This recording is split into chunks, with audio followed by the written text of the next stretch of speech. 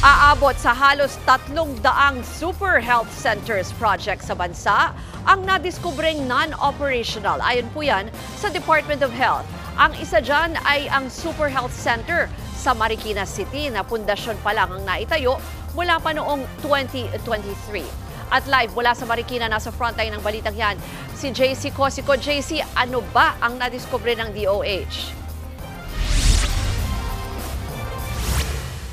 Ruth Foundation at masukal po itong loting ito na dapat daw sana ay 4-story na Super Health Center dito po yan sa Barangay Concepcion 2 sa Marikina City. Yan po ang tumambad sa inspeksyon ng DOH kaninang umaga. Ayon po sa ahensya, mga LGU ang nagpapatakbo sa mga health center pero pwede silang tumulong sa pagpopondo para masimulan o para sa enhancement ng mga super health center. Ibinaba daw ang pondo para sa proyekto sa Marikina LGU noong 2022 at LGU daw ang nagbid ng kontraktor. Natapos naman ang phase 1 ng proyekto na sinimula noong 2023, partikular po ang paglalatag ng pundasyon. Umabot yan sa halos 21.5 million pesos. Pero ang mga next na phases hindi pa nasisimulan. Kung tutuusin ayon po sa DOH, dapat daw tapos na sa loob ng 1 hanggang 2 taon ang pagpapatayo sa mga health center. Sabi pa ng ahensya ay insertions umano ang project na ito doon sa 2021 National Expenditure Program dahil hindi raw po ito nanggaling sa kanila at kalaunan po ay naging bahagi ng GAA kaya po kinailangan nilang ipatupad. Ayon naman sa Marikina City LGU, misleading daw ang mga pahayag ng DOH. Katunayan, they wrote a letter to the agency noong 2024 para mag-request ng 180 million pesos na pondo para sa pagpapagawa ng ground floor hanggang sa 4th floor nitong health center. Pero dead maumano rito ang DOH at walang ibinabang pondo.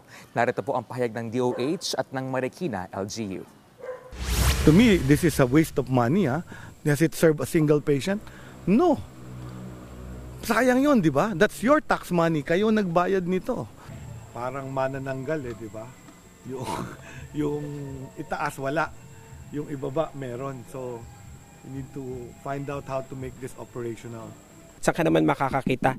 21 million, 4-5 palapag na building ang mabubuo.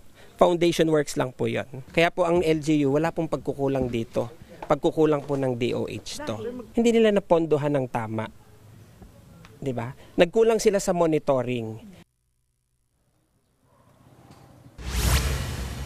Ruth, ayon po sa DOH, isa lamang ito sa halos 300 na non-operational super health centers na kanila pong nadiskubre. Now, they will submit this list to the ICI para nga maimbestigahan at gagawa rin daw po sila ng paraan para maging operational ang mga ito. Ruth? JC, yung sinasabi nilang almost 300 na discover, matagal na ba yan? Matagal na ba yung sinasagawa nilang assessment at napakarami pala nitong natagpuan nila?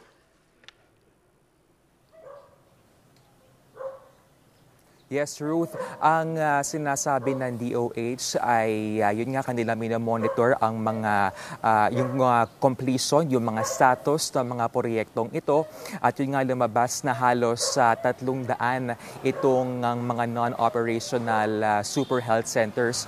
At i-add ko lamang din Ruth, ang sabi ni Sec. Herbosa ay karamihan nga dito sa 300 na ito ay galing o narito po sa Luzon. Ruth. Yan po ang Express Report ni JC Cosico. Mga kapatid, Ruth Cabalco, para sa mabilis na pasada ng mga balitang dapat niyong malaman, mag-follow at mag-subscribe sa social media pages ng News 5.